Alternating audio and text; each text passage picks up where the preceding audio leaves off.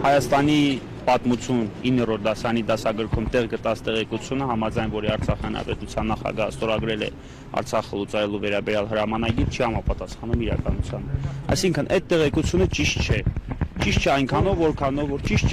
որքանով որ իրականությունը ներկայացված չէ լրիվությամբ։ Ես բազմիցս օրինակներ եմ բերել, երբ որ իրականության խեղաթյուրումը արտացոլվում է նաև իրականությունը ոչ լրիվությամբ ներկայացնելով։ Դուք ներկայացնում եք, տեսեք, պատմության դասագրքում, չգիտեմ, նկատել եք թե չեք նկատել, ինչպիսի նախադասության է հաջորդում այդ նախադասությունը։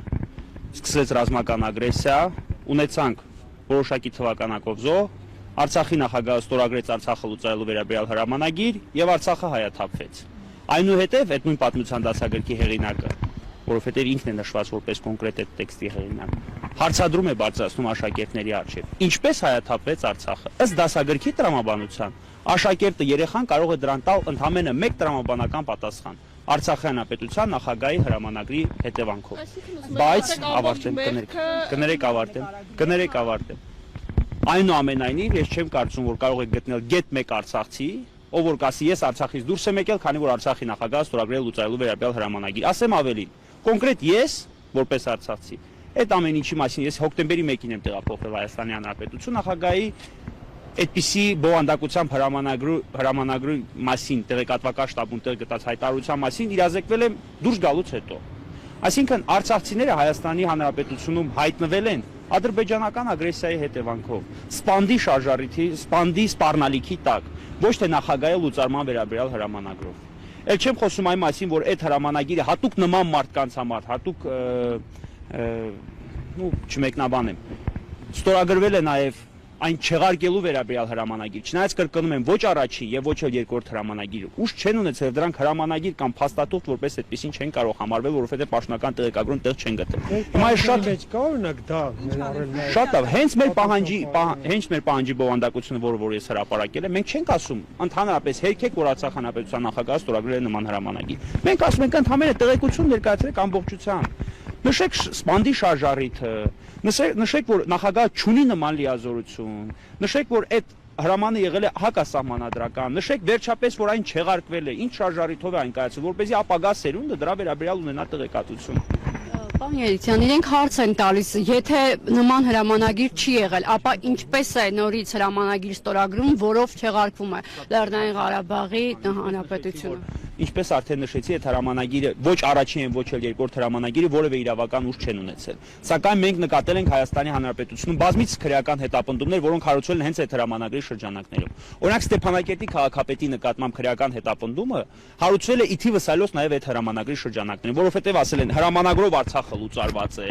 լուծարված Արցախը չի կարող ունենալ որևէ համայնքի ղեկավար, բայց դու իրացրել ես համայնքի ղեկավարի լիազորություն։ Հենց նմանատիպ թյուրըմբռնումներից կամ իրավական անորոշությունից եւ այլ շարժառիթներից խուսափել եւ այլ շարժառիթներով պայմանավորված կամ այլ հետևանքներից խուսափելու նպատակով կայացվել է այդպիսի հրամանագիր։ Շատ դուր եկավ 168.am-ի հարցը հնչեցված Նժդե Հովսեփյանի։ Պատրաստ եք արդյոք, եթե դուք նշում եք Նժդե Հովսեփյանը օրինակ իր հարցազրույցներից մեկում նշել է, որ ես տեղեկացված չէի մասին, որ ստորագրվել է Արցախը լուծարելու վերաբերյալ հրամանագիրի չեղարկելու վերաբերյալ հրամանագիր։ Հիմա տեղեկացված ես։ Հիմա ի՞նչն է խնդիրը, որ դու այդ իրականությունը ներկայացնես մեր ապագա սերնդին, մեր աշակերտներին։ Ինչն է խնդիրը, որ այդ նույն հրամանագիրը կամ կրթության նախարարությունը, մենք պատասխանող չենք, մենք հանրակրթության մասին օրենքով այդ դասագրքերի պատասխանատուն դուք եք։ Ինչա, մենք ավելորդ բան ենք ուզում, մենք ասում ենք ներկայացրեք այն ինչ եղել է։ Մեր պահանջը կրկնում եմ, չի վերաբերում նրան, որ հերքեք այսպիսի բան չի եղել։ Մենք ասում ենք չի եղել։ Մենք ասում ենք ներկայացրեք այն ինչ իրականում եղել է։ Ինչու չեն այդպես ներկայացնում, ոնց որ դուք եք օրինակ։ Մեղքը այլ անձանց վրա բարթելը։ Ուրիշ որևէ այլ միտում չկա։ Արցախի անկման մեղքը, Արցախի հայաթափման մեղքը եւ իզուր չէ հենց այդ հարցը հնչեցում աշակերտներին։ Ինչու հայաթափվեց Արցախը։ Լավ, դուք իրականում որևիցե մեկը այստեղ ներկաներից կարող է ասել, որ Արցախը հայաթափվեց Արցախի նախագահի հրամանագրով։ Միանշանակ, ու տեսեք ինչքան ցավալի կլինի օրինակ Սամվել Շահրամանյանի աղջկա համար, ով որ սովորում է 9-րդ դասարանում, ով որ այդ դասագիրքը բացում եւ կարդում է, որ իր հայրը ստորագրեց Արցախը լուծարելու վերաբերյալ հրամանագիր, ինչի հետևանքով Արցախը հայաթափվեց։ Սա աբսուրդ է։ Պարոն Երիցյան, մի հատ փոքր նյուանսի անդրադառնանք։ Սովորաբար չափման միավորը, որ հանրային հետաքրքրություն ունեցող հարց է թե ոչ, նաև լրատվամիջոցների առատությունն է։ Այսօր այսքան լրատվամիջոց կար, անգամ հանրային հեռուստաընկերությունը, որ սովորաբար ոչ բոլոր նիստերին է ներկա լինում, ներկա էր։ Ինչու պատասխանող կողմը համարեց, որ հանրային հետաքրքրություն չունի, օրինակ իրենք չկարողացան այդ հարցին պատասխանել։ Նախորդ հարցի պատասխանը բովանդակում է իր մեջ նաև այս հարցի պատասխանը։ Մեղքը այլ անձանց վրա բարթելով, որովհետև չեն ցանկանում, որ այս ամեն ինչը լուսաբանվի։ Հիմա այսօր դատաքննության անցնելու, անգամ տեսեք դատարանը քննարկել է դատաքննության անցնելու հարց, որի ընթացքում օրինակ նախագահը ցուցմունք կտար եւ կպատմեր այն իրականությունը, ինչով պայմանավորված ինքը կայացրել է հրամանագիր եւ այլն եւ այլն։ Բնականաբար այս նյութերը հիմա ներկայիս տեխնոլոգիական հնարավորություններով պայմանավորված եւս մտնելու են պատմության մեջ։ Իսկ ինչ Շահագրգիռ անձանց ընդհանրապես անհրաժեշտ է այն, որ իրականությունը ներկայացի խեղաթյուրված, այսինքն հենց այն տեսքով, որը իրականացված է, որը ներկայացված է պատմության դասագրքում։ Պարոն Երիցյան, ձեր միջնորդությունից բայց կարծես թե հասկացվեց, որ պարոն Շարամանյանի, այսպես ասած, հարցաքննությունը կամ ելույթը դատարանում շեք ողջունելու, որ հեռարձակվի ուղիղ հեռարձակման։ Ոչ, տեսեք, այնտեղ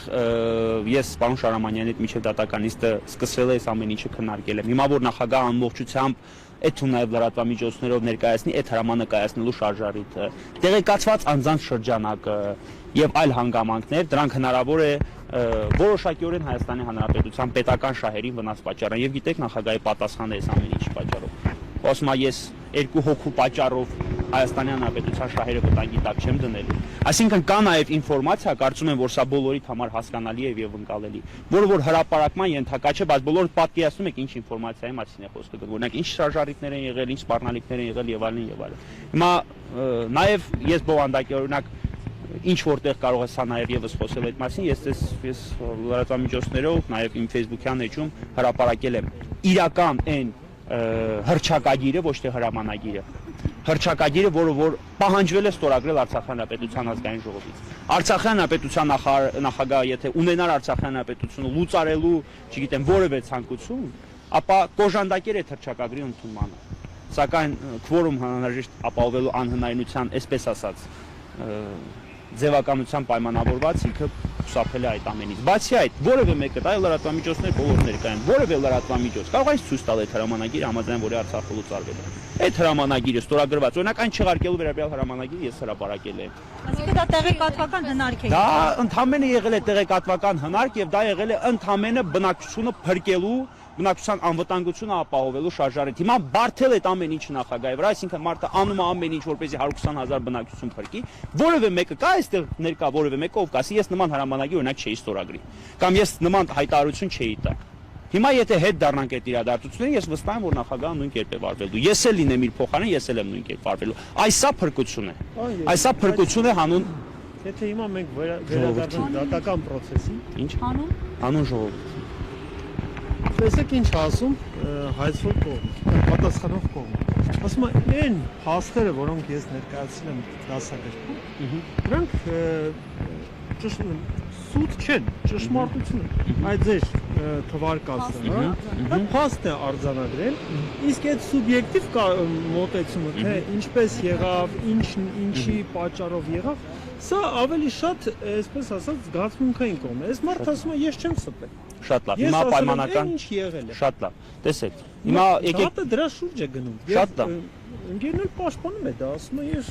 Շատ լավ, ես երկու օրինակ բերեմ։ Շատ լավ, ես երկու օրինակ բերեմ։ Հիմա պայմանական պատկերացրեք իմ մոտ կա մի շիշ ջուր։ Դուք ինձնից հարցնում եք, սրա մեջ ջուր է։ Ես ասում եմ այո։ Ես ձեզ չեմ ստում, այո, սրա մեջ ջուր է, բայց ես չեմ ավելացնում, որ դրա մեջ օրինակ կա նաև թույլ լցված։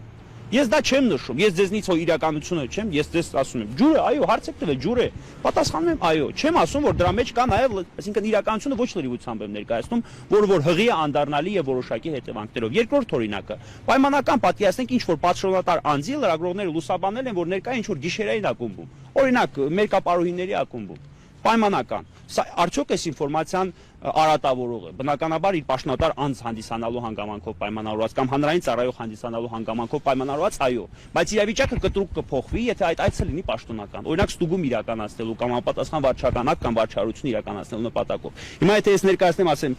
տեսեք, օրինակ Պետրոս Պետրոսյանը գնացել է գիշերային ակումբ, մերկապարուհիների ակումբ։ Սա բնականաբար նրան կզրպարտի։ Բայց եթե իրավիճակը փոխվի, ասեմ, դա եղել է պաշտոնական այնց, վարչարության շրջանակներում կայացել է համապատասխան տուգանք կամ չգիտեմ այլ վարչական քաղաքական ակտ, ապա բնականաբար ես նրա